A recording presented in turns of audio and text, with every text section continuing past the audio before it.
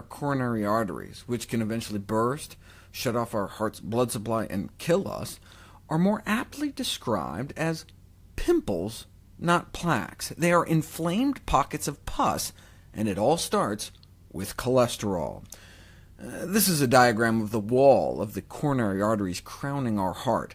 And here comes the villain of the story, LDL, the bad cholesterol, infiltrating the lining of our artery. It gets oxidized and triggers an inflammatory response.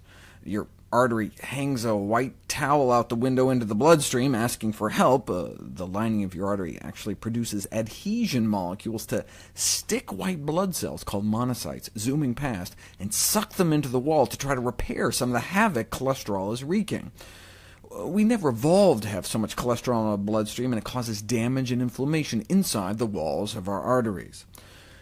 Other inflammatory cells are called into action, and it gets pussier and more inflamed, and turns into a big whitehead sticking out like a zit into the blood flow inside our arteries.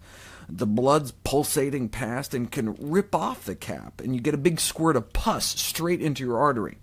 Blood rushes into the hole and says, "Hey, we know how to plug holes," and forms a blood clot, also known as a thrombus, that can close off the whole rest of the artery. And then we have the opportunity to visualize a cross-section like this of an artery